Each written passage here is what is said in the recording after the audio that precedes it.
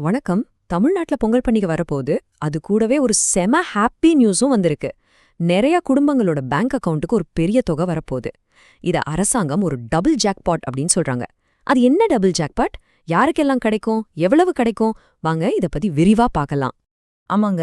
இந்த 4000 ரூபாய் தான் அந்த ஜாக்பாட் தொகை. இது எப்படி வருதுன்னா, 2 அலகலக கவர்மெண்ட் ஸ்கீம்ஸ ஒன்னா சேர்க்கறதால தான்.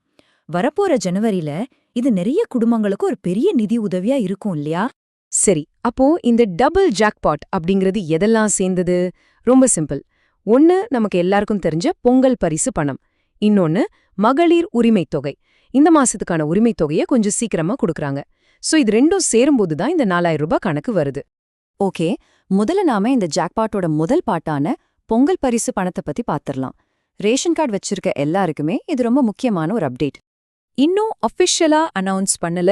ஆனா இந்த வருஷம் பொங்கல் பரிசா 3000 ரூபாய் கிடைக்கலாம்னு ஒரு பரவலான எதிர்பார்ப்பு இருக்கு. போன தடவை, அதாவது அதிமுக ஆட்சியில கொடுத்தது 2500 ரூபாய். அதோடு ஒப்பிடும்போது இது ஒரு 500 ரூபாய் அதிகம். சொல்லப்போனா இது ஒரு நல்ல உயர்வுதான்னு சொல்லலாம். இப்போ உங்க எல்லாருக்குமே ஒரு கேள்வி இருக்கும். இந்த 3000 ரூபாய் கன்ஃபார்மா? கவர்மெண்ட் ஃபைனல் பண்ணிட்டாங்களா? இல்ல, அதுதான் முக்கியமான பாயிண்ட். இன்னும் இது ஃபைனல் ஆகல. இப்போதைக்கு இது ஒரு வலுவான எதிர்பார்ப்பு மட்டும்தான்.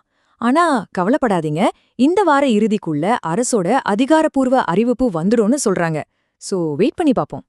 சரி, பொங்கல் பரிசு தொகை ஒரு பக்கம் இருக்கட்டும். இப்போ இந்த ஜாக்பாட்டோட 2வது, அதே சமயம் கன்ஃபார்மான பகுதிக்கு வருவோம். அதுதான் மகளிர் உரிமை தொகை. இது எப்படி பொங்கல் பரிசு கூட சேருதுன்னு பார்க்கலாம் வாங்க. உங்க எல்லாருக்குமே ஞாபகம் இருக்கும்னு நினைக்கிறேன். போன செப்டம்பர் மாசம்தான் இந்த திட்டத்தை கொண்டு வந்தாங்க. தகுதியுள்ள ஒவ்வொரு குடும்ப தலைவிக்கும் மாசம் 1000 ரூபாய் நேரடியா பேங்க் அக்கவுண்ட்டுக்கே வந்துடும். உண்மையிலேயே தமிழ்நாட்டுல லட்சக்கணக்கான பெண்களுக்கு இது ஒரு பெரிய உதவியா இருக்கு.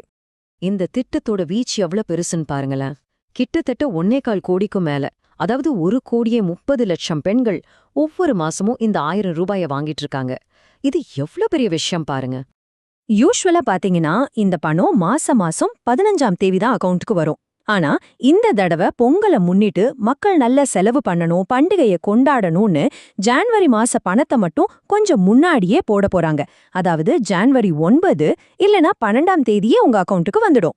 சரி, இந்த பணம் எல்லாம் நமக்கு கிடைக்கணும்னா நம்ம ration card up to date கரெக்டா இருக்கணும் இல்லையா? அதனால இப்ப நாம சில முக்கியமான விஷயங்களை பத்தி பார்க்க போறோம். நீங்க உடனே என்ன செய்யணும்னு சொல்றேன், கவனமா கேளுங்க. புதுசா ரேஷன் கார்டுக்கு அப்ளை பண்ணவங்களுக்கு ஒரு சூப்பர் நியூஸ். கிட்டத்தட்ட 1,00,000 பேர் அப்ளை பண்ணிருக்காங்க. அதுல ஒரு 55,000 பேரோட அப்ளிகேஷனை அப்ரூவ் பண்ணிட்டாங்க.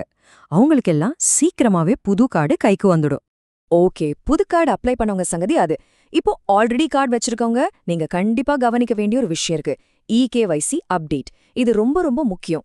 நீங்க செய்ய வேண்டியதெல்லாம் ஒன்னே ஒண்ணுதான். உங்க ரேஷன் கடைக்கு போங்க, உங்க கைரேகையை வச்சு வெரிஃபை பண்ணுங்க. அவ்வளவுதான்.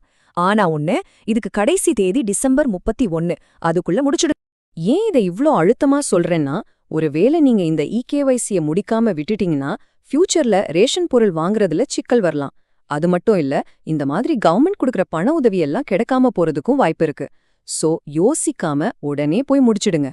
சரி, இந்த பணம், ரேஷன் கார்டு அப்டேட்டு இதையெல்லாம் தாண்டி கொஞ்சம் யோசிச்சு பார்ப்போமா? அதாவது ஒரு பெரிய கண்ணோட்டத்துல இதை பார்க்கலாம். முன்னாடி தேர்தல்கள் எல்லாம் வரப்போகுது. அதையெல்லாம் மனசுல வச்சு பார்க்கும்போது இதுக்கெல்லாம் என்ன அர்த்தம் இருக்கும்?